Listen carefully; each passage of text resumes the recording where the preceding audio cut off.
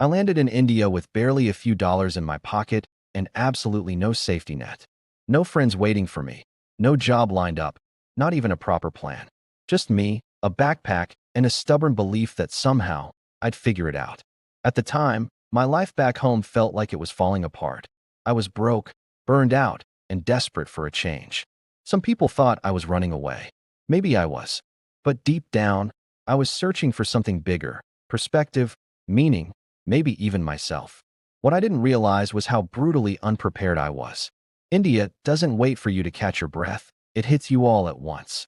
The noise, the traffic, the smells, the food, the heat, the endless crowds. And there I was, with no money to buffer me from reality. Every single day became about survival. Where to sleep, how to stretch a few rupees into a full meal, how to navigate rickshaws and buses without getting completely lost. But here's the thing. I also discovered kindness in places I never expected. Strangers who shared their food, locals who pointed me in the right direction, moments of generosity that reminded me the world isn't as cold as we think. In this video, I'll take you through that journey, how I survived India with nothing but determination, what I learned about food, shelter, culture shock, and the resilience you find when you're pushed to your absolute limits. Why I came to India with nothing for as long as I can remember. I've been caught in the cycle of work to pay bills to keep working. My days back home felt mechanical. Wake up, rush to a job I hated, and come home too drained to enjoy life. On top of that, I was drowning in debt. Financial struggles were eating away at me, and emotionally, I was burning out. I reached a point where the safety of routine felt more suffocating than freeing. That's when a crazy idea started to take root. What if I just left it all behind? I had always romanticized India. In my mind, it was a land of yogis, temples, colorful festivals, and spiritual awakenings. I'd seen movies, read books, and followed travelers online who described India as life-changing. So, when I found myself at rock bottom, I thought, why not? Maybe if I stripped everything away and threw myself into a completely different environment, I'd finally find myself. Of course, I had a fantasy version of India in my head. I imagined peaceful meditation in the Himalayas, cheap meals that cost pocket change, and endless opportunities to connect with kind-hearted locals. But reality had other plans. The very first moment I stepped out of the airport in Delhi, I knew I was in for something much bigger than I'd prepared for. The air was thick with humidity, spiced food smells, and the faint tang of exhaust. The honking was relentless, the crowd pressed from every side, and the signs, all in Hindi and English, seemed to blur together as I dragged my bag, half in shock. I wasn't in control anymore. India was in control, and I had no choice but to keep up. The first few days, survival mode. Those first few days were a blur of chaos and survival. I hadn't booked a hotel because, frankly, I didn't have the money. I told myself I'd figure it out when I got there, but figuring it out in real time was a rude awakening. Food and water were my immediate concerns. I remember wandering through busy markets, my stomach growling, looking at dishes I couldn't even identify. My first mistake was simple. I paid 10 times the local price for a bottle of water because I didn't know how to bargain. By the second day, I realized my tiny cash reserve wouldn't last unless I learned quickly. That's when I discovered the magic of Indian street food. A plate of steaming hot samosas cost less than a single candy bar back home. A glass of chai, strong and sweet, was only a few rupees. And dosas, crispy, golden pancakes stuffed with spiced potatoes, became my go-to meal. I learned to stretch a couple of dollars across an entire day by eating what locals ate. But it wasn't just about the food. It was about learning humility. I'd gone from swiping a credit card without thinking to counting out coins just to make it through dinner. What surprised me most, though, was the kindness of strangers. On my third day, when I looked lost and exhausted, a chai vendor insisted I sit down and rest. He poured me tea, refused to take payment, and simply smiled as if to say, "You'll be okay." That small act of generosity became a lifeline. It reminded me that while I had no money, I wasn't entirely alone. Humanity itself was on my side. Shelter. Finding a place to stay if food was one hurdle, shelter was another mountain entirely. Hotels were out of the question. I couldn't afford even the cheapest room.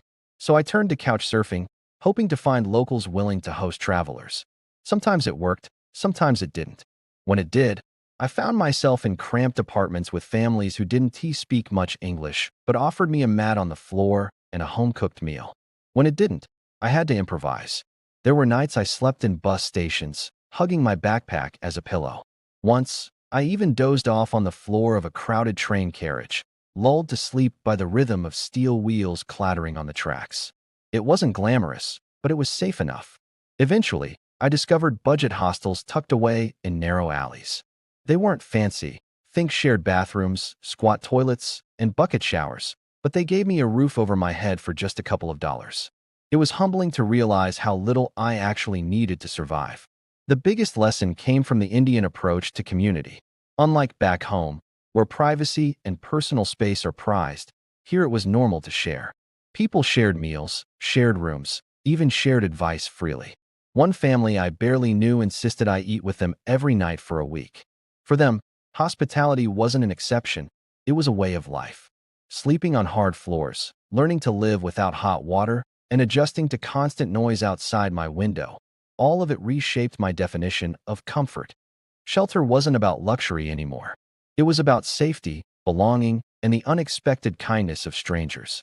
Navigating daily life with no money once I had food and shelter somewhat figured out, the next challenge was getting around. India is huge, and moving from place to place without money forced me to get creative. At first, I spent too much on auto rickshaws. Drivers saw a foreigner with a backpack and immediately doubled or tripled the price. I didn't know better. But soon, I realized locals rarely used rickshaws unless necessary. They took buses. So I started hopping onto crowded buses, squeezing into narrow seats, and paying just a few rupees for rides that would cost me 20 times more in a rickshaw. I also learned the art of sharing. In some cities, you could split an auto ride with strangers headed in the same direction. It felt awkward at first, but it saved money and gave me new chances to talk to people. There were days I walked for miles just to save a few coins, exploring neighborhoods I never would have seen otherwise. To survive beyond just transportation, I took on odd jobs, teaching English for food, helping at small cafes in exchange for meals, even volunteering at NGOs that offered free accommodation. I tapped into expat networks, trading skills for survival tips. One of the most important lessons was bartering. At first, I was embarrassed to haggle over a few rupees. But in India, bargaining isn't greed, it's part of the culture. Once I learned how to negotiate, I started stretching my tiny budget much further. The climate added another layer of challenge. Without air conditioning, I sweated through scorching afternoons, learning to rest in shaded areas and drink endless cups of lime soda to stay hydrated. Surviving daily life with no money meant embracing discomfort, creativity, and resilience. Culture shock and adjustments. Living in India with no money wasn't just a financial struggle, it was a cultural earthquake. Everything I thought I knew about normal life was turned upside down. Food was the first shock. Meals here weren't neatly packaged or eaten with forks and knives. Instead, it was rice and curries served on metal plates, eaten with hands. At first, I fumbled clumsily, but soon I learned the rhythm, scooping food with bread, mixing flavors together, enjoying the communal aspect of dining. The spices, intense at first, became addictive. Then came the climate. Back home, I could hide from the weather with heating or air conditioning. In India, I had no such luxury. I faced the blazing sun in summer, the pounding rains of monsoon season, and surprisingly chilly nights in the north. Each shift forced me to adapt physically and mentally. Bureaucracy was another challenge. From extending visas to registering at local offices, I got caught in endless lines and confusing forms. More than once, I stood in government buildings with no clue what was happening, saved only by a kind stranger who translated for me. Language barriers added daily comedy and frustration. I picked up simple Hindi phrases, namaste, pani, kitna, and relied heavily on hand gestures. Miscommunications led to wrong orders, missed buses, and funny situations I still laugh about. Perhaps the hardest adjustment was internal, balancing who I was with the person I was becoming. I had to let go of control, ego, and comfort. I had to accept that my Western mindset didn't always apply here. The culture wasn't better or worse, just different. And in learning to adapt, I started to grow. Safety, struggles, and hard lessons. No journey of survival is complete without its share of hard lessons, and India gave me plenty. Scams were everywhere. At train stations, strangers would offer help with tickets, only to lead me to overpriced agents. Taxi drivers sometimes circled the city just to charge more. And in crowded markets, I learned the hard way to keep my backpack in front of me after narrowly avoiding a pickpocket's hand. Then came the health struggles. Street food was cheap and delicious, but my stomach wasn't prepared for it. One night of spicy chaat ended with 2 days of relentless food poisoning. Clean drinking water was another challenge. Forgetting to buy bottled water even once was enough to land me with cramps and fever. I had to adjust slowly, building resilience dish by dish, chai by chai. The hardest battles, though, weren't physical but emotional. Homesickness hit when I least expected it. Seeing families eating together reminded me of dinners I had taken for granted. Isolation crept in when I couldn't explain myself in a language others understood. And self-doubt whispered, "What if you made the biggest mistake of your life coming here?" To cope, I started meditating daily, something India itself seemed to encourage. I kept a journal, pouring frustration and gratitude onto paper. Most importantly, I sought out friends, locals and fellow travelers alike, who understood the struggle. Their company reminded me that survival wasn't about going it alone. Resilience wasn't born overnight. It came through every mistake, every wrong turn, and every moment I thought I couldn't go on, but did anyway. The kindness of strangers for every struggle I faced. There was a moment of generosity that pulled me back up. India tested me, yes, but it also showed me humanity in its purest form. One evening in Varanasi, after hours of walking along the Ghats, exhausted and hungry, a family noticed me sitting alone. Without hesitation, they waved me over and shared their food. They didn't ask who I was or why I was there. They simply treated me like one of their own. In another city, when I got hopelessly lost in a maze of narrow lanes, a shopkeeper closed his store early just to walk me to my hostel. He refused money and simply said, "Guest is God here." That sentence stuck with me. Time and again, strangers invited me into their homes, shared chai, offered advice, or gave directions. Their generosity wasn't calculated, it was instinctive. And it was these small acts of kindness that made survival possible. Coming from a culture where individualism often outweighs community, this was a revelation. Back home, people locked their doors tight. In India, doors opened for me, sometimes literally. The lesson was simple but powerful. Survival isn't just about food and shelter. It's about people. It's about community. It's about realizing that even when you think you have nothing, there are always hands willing to lift you up. How I eventually started to stand on my feet after weeks of living in pure survival mode. Small opportunities began to appear, tiny cracks of light in what once felt like a tunnel of uncertainty. It started with teaching English to kids at a small school. I didn't earn money, but I earned meals and sometimes even a bed to sleep on. Watching the children laugh at my broken Hindi while trying their best in English became a joy I hadn't expected. I also found NGOs that welcomed volunteers. In exchange for helping with basic tasks, I received food and a safe place to stay. It wasn't glamorous, but it was stability. Soon, I discovered cafes in major cities where Wi-Fi was cheap and reliable.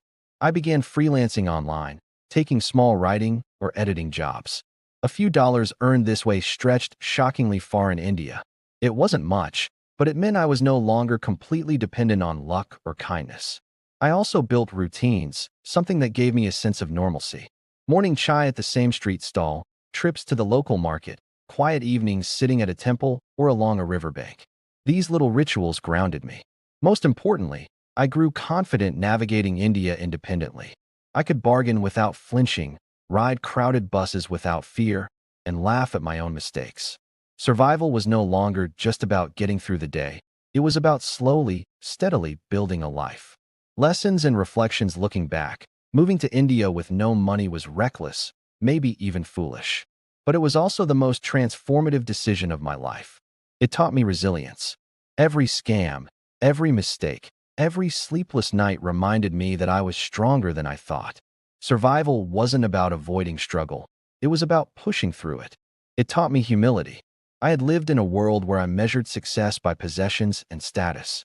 In India, I learned to live with almost nothing and still find joy in the simplest things: a hot cup of chai, a shared smile, a roof for the night. It taught me patience. Things in India rarely moved at the speed I wanted, Bureaucracy was slow, buses were late, conversations took detours. But instead of fighting it, I learned to slow down too. Most of all, it taught me gratitude. Happiness didn't come from wealth. It came from community, adaptability, and openness. India didn't just challenge me, it reshaped me. If I could give advice to anyone considering a leap of faith like this, I'd say, don't wait until you're ready. You'll never be fully ready. But when you're thrown into the unknown, you'll discover parts of yourself you never knew existed. When I stepped off the plane with no money, no plan, and no idea what awaited me, I thought survival would be impossible. And in many ways, it was. But the struggles, the scams, the hunger, the endless confusion were only half the story. The other half was resilience. It was discovering strength I didn't know I had. It was learning to laugh at mistakes instead of crying over them. And most importantly, it was the kindness of strangers who carried me when I couldn't carry myself. India didn't give me what I expected. It gave me what I needed. A crash course in humility, patience, gratitude, and community. If there's one thing I want you to take away from this story, it's this. You don't need money to survive. You need resilience, openness, and the willingness to trust that humanity still exists. Thank you for watching. If you've ever faced a moment where you felt you had nothing and still found a way to keep going, share your story in the comments below. I'd love to hear it. And if you want to know more about what life in India is really like, stick around. I've got more stories coming, from culture shocks to lessons I'll never forget.